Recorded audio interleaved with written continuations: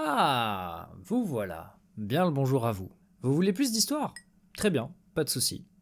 Il me semble que la dernière fois j'étais passé très rapidement sur le sujet de Fukushima. Eh bien aujourd'hui, j'ai envie d'y revenir et d'en parler un peu plus amplement. Mais pas seulement de cette catastrophe qui a touché cette région. Non, j'avais aussi envie de parler des histoires et des légendes qui y sont profondément enracinées. Car contrairement à ce qu'on peut voir quand on tape Fukushima sur Google, cette préfecture du Japon recèle bien plus que cet événement tragique. Des récits de guerriers, des croyances anciennes et même des phénomènes inexpliqués. Préparez-vous, on plonge ensemble dans les mystères de Fukushima.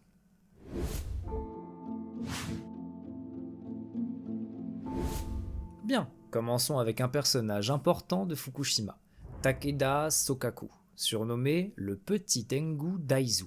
Né le 10 octobre 1859 dans une famille de samouraïs de la région d'Aizu, Sokaku est le fils de Takeda Sokichi et le descendant du clan Takeda, l'une des plus grandes familles de daimyo de l'époque. Au Japon, un daimyo, c'est un seigneur local qui gouverne un fief ou un clan. Pour vous faire un parallèle, on peut rapprocher ça des ducs en France à l'époque. Eh bien, à cette époque, qui dit famille de samouraïs, dit entraînement rigoureux depuis l'enfance. Sokaku est alors initié aux arts martiaux très jeune. Kenjutsu, Bojutsu, Sumo et surtout Daito Ryu sous la tutelle de son père. Pendant que toi tu jouais à cache-cache étant enfant, lui il s'entraînait déjà à te trancher en deux.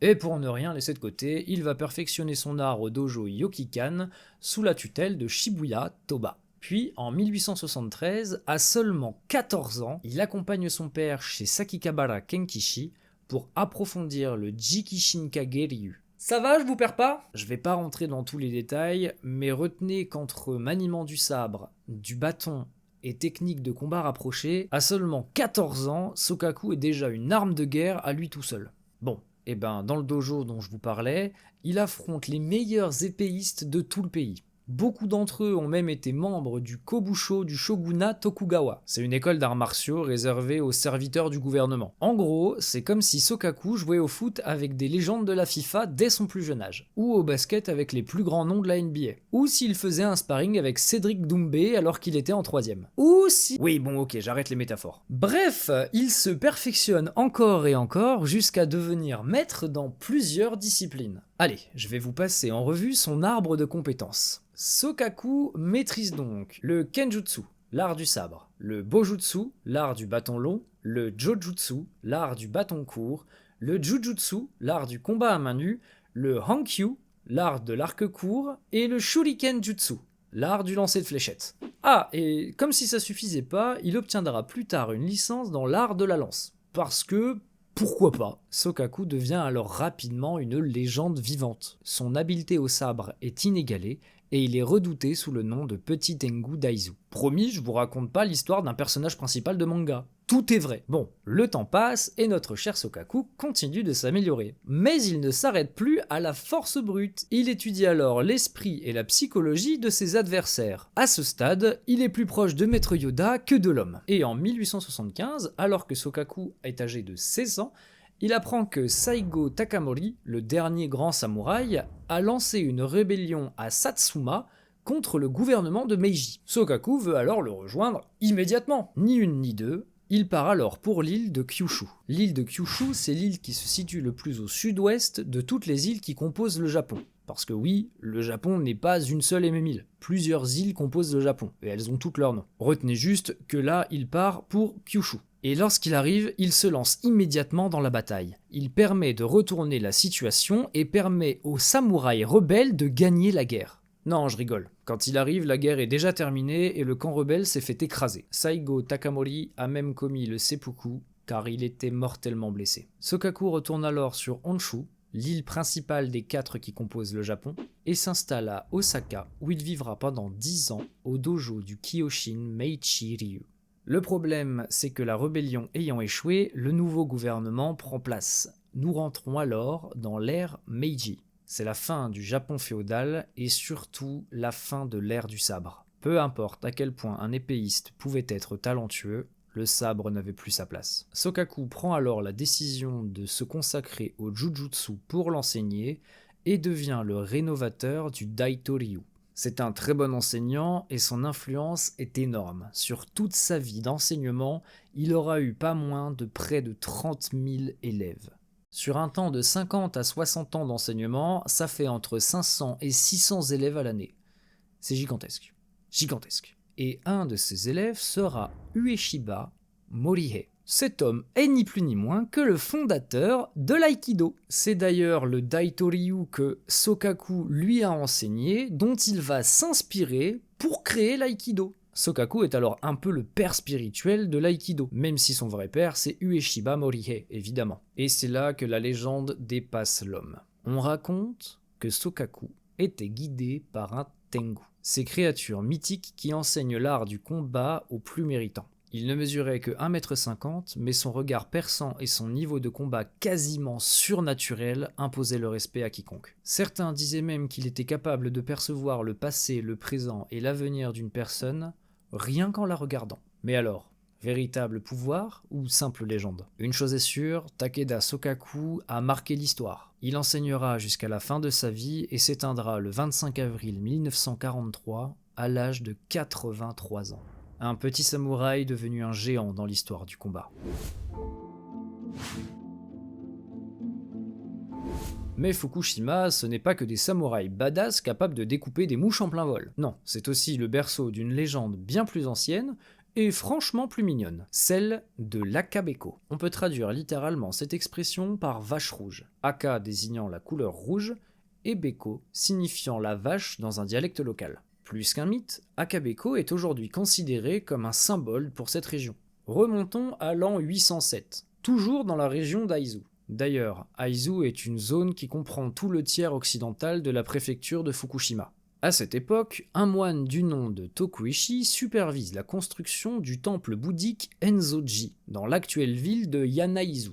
Et qui dit temple, dit gros travaux. Pas de grue ni de pelleteuse à l'époque, donc on fait bosser des vaches. Et oui, à cette époque, il était coutume d'utiliser les espèces bovines pour transporter les matériaux les plus lourds. Et parmi ces vaches, il y avait une vache rouge. Et cette vache rouge, elle va se donner à fond. Elle va transporter tout le bois et tous les matériaux lourds afin de mener à bien la construction du temple. Et à partir de là, il y a deux versions de l'histoire. Première version, après avoir vaillamment mis toute son énergie dans sa tâche, l'animal aurait donné son esprit à Bouddha et se serait transformé en pierre. Depuis, il est possible de voir à l'entrée principale du temple situé à Yanaizu une statue de bœuf assoupie près d'une lanterne sacrée. La deuxième version de cette légende raconte qu'Akabeko aurait simplement refusé de quitter les lieux après avoir fini la construction du temple. L'animal serait alors devenu un symbole de dévotion, de persévérance et de protection. Pour la petite anecdote, outre le temple de Enzoji, Yanaizu est également connu pour le festival qui y est organisé tous les ans. Le Hadaka Matsuri, littéralement fête de l'homme nu. Comme son nom l'indique, c'est une fête où des milliers d'hommes et de femmes viennent au temple simplement vêtus d'un pagne. Simplement un pagne. Oui, vous avez bien entendu. Enfin bref, revenons à notre chère vache rouge, car elle n'est pas seulement liée à la construction d'un temple. Elle est aussi associée à une autre croyance. Au XVIe siècle, sous le règne de Hideyoshi Toyotomi, une épidémie de variole frappe le Japon. Mais curieusement, les enfants possédant une figurine d'Akabeko semblent épargnés par la maladie. Coïncidence ou miracle? Peu importe, la rumeur se répand et les figurines d'Akabeko deviennent de véritables porte-bonheur. Et c'est à cette époque qu'apparaissent les figurines de papier mâché à son effigie. Une tradition qui perdure encore aujourd'hui. Ces jouets sont confectionnés à la main par quelques ateliers familiaux, perpétuant un savoir-faire transmis depuis des générations. Mais l'Akabeko n'est pas seulement un souvenir local, elle est également présente dans quelques œuvres de pop culture. On la retrouve par exemple dans Nichijou, où une figurine de la vache rouge tombe sur la tête du personnage principal. Dans Kenshin le Vagabond, l'Akabeko est le nom du restaurant où se retrouvent les héros. Et si vous allez à la gare d'Aizu Wakamatsu, vous serez accueilli par une statue parlante de l'Akabeko. Une vache rouge qui parle? Bienvenue au Japon. Bon. Plus sérieusement, vous l'aurez compris, cette vache rouge est un symbole d'espoir et de résilience qui continue de veiller sur Fukushima. Malheureusement, aussi puissante soit-elle, Akabeko n'a pas pu empêcher la tragédie de 2011.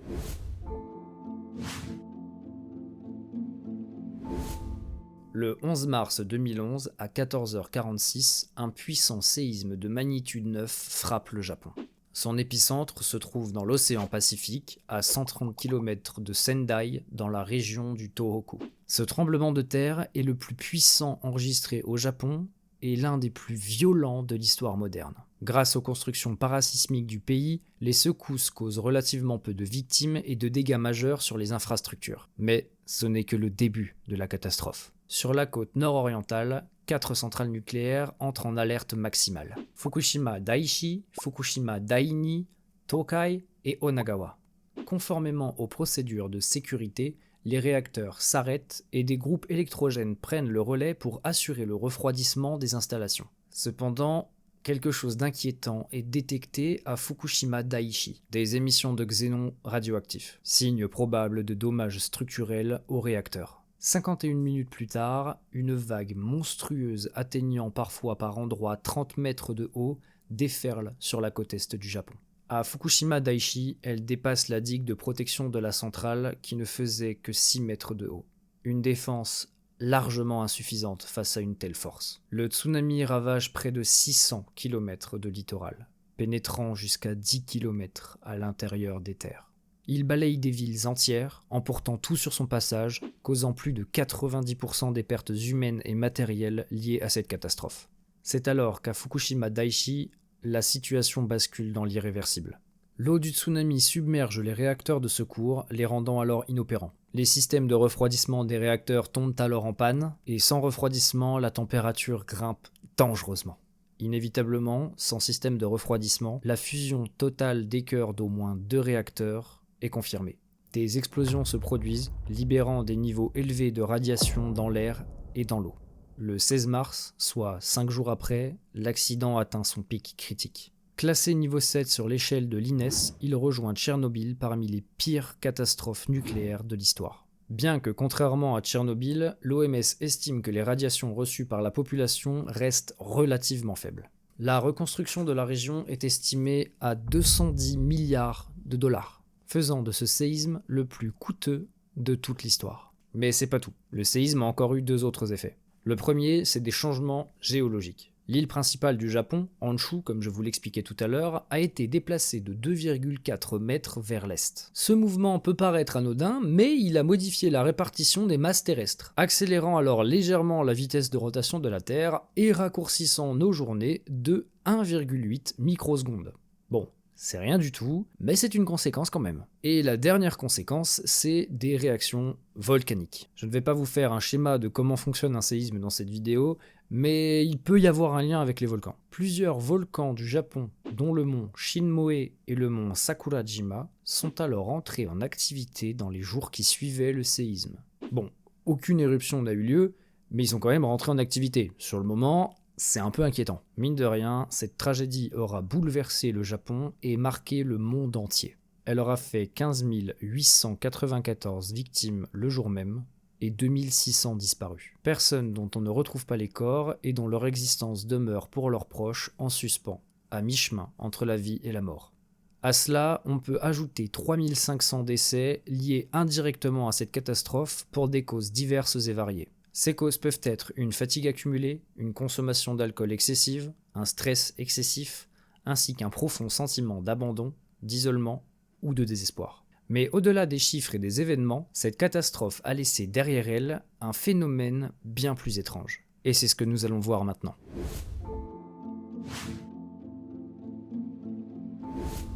Dans la région de Fukushima, après cet événement des plus désastreux, de nombreux habitants de la région du Tohoku ont cru voir réapparaître un de leurs proches disparus sous la forme d'un revenant, des yurei en japonais. Ces expériences ont suscité de multiples réactions. Des émissions de télévision et des ouvrages d'analyse ou de fiction qui tentent de donner un sens à travers elles à ces rencontres et à la catastrophe vécue par les Japonais. Les histoires de fantômes ont ainsi été graduellement publiées quelques années après ces événements. Ceux qui les ont vécus n'ont pas voulu témoigner juste après le désastre, car ils pensaient que personne ne croirait à ces épisodes mystérieux, à juste titre. À l'été 2013, la chaîne de télévision nationale japonaise NHK a diffusé une émission spéciale. Dans ce programme bouleversant, des survivants ont partagé des témoignages poignants. Certains ont entendu les voix de leurs proches disparus, d'autres ont vu leur visage, figé dans le temps, comme s'ils n'avaient jamais quitté ce monde. Une femme raconte avoir aperçu sa belle-mère entrer dans sa chambre, alors même qu'elle l'avait vue de ses propres yeux être emportée par les flots. Une autre femme raconte avoir vu son enfant assis devant l'autel érigé en son honneur, malgré la certitude qu'il reposait sous les décombres de son école. Mais ces apparitions ne se limitent pas qu'aux membres des familles endeuillées. Yuka Kudo, une étudiante japonaise, a enquêté sur un phénomène troublant à Ishinomaki et Keizenuma. Des chauffeurs de taxi affirment avoir transporté des passagers fantomatiques, des victimes du tsunami qui semblent errer entre deux mondes. Au début de l'été qui a suivi le tremblement de terre du 11 mars 2011, un chauffeur de taxi est interpellé par une cliente habillée d'un manteau épais. Elle lui demande d'aller à Minamihama, un quartier côtier dévasté par le tsunami et désormais réduit à un vaste terrain vide. Le chauffeur la prend à bord de son taxi, mais pendant qu'il conduit, il est pris d'un doute. Troublé par son manteau en plein été et la destination désertée, il lui demande alors « Pourquoi voulez-vous aller à Minamihama? Vous n'avez pas chaud avec ce manteau ?» La passagère a alors murmuré d'une voix tremblante « Est-ce que je suis morte ?» Le chauffeur de taxi se retourne alors, mais la banquette était vide, comme si personne n'avait jamais été dans ce taxi. En août 2013, soit 2 ans après la tragédie, un autre chauffeur remarque une petite fille toute seule au bord de la route en pleine nuit. Elle porte un manteau, un bonnet, une écharpe et des bottes. Un accoutrement totalement hors saison pour un mois d'août. Comme il est minuit, il décide de s'arrêter et de lui demander où sont son papa et sa maman. Elle lui répond alors simplement qu'elle est toute seule et qu'ils ne sont pas là. Le chauffeur de taxi estime que c'est une enfant perdue et dans sa grande bonté, il décide de la ramener chez elle. Elle lui indique donc le chemin à prendre pour rejoindre sa maison et ils se mirent en route. Mais à l'arrivée, alors qu'il s'arrête et qu'il se retourne pour lui dire qu'ils étaient arrivés à destination, il voit la jeune fille disparaître en un instant, alors même qu'elle lui adressait un dernier remerciement pour l'avoir ramenée chez elle.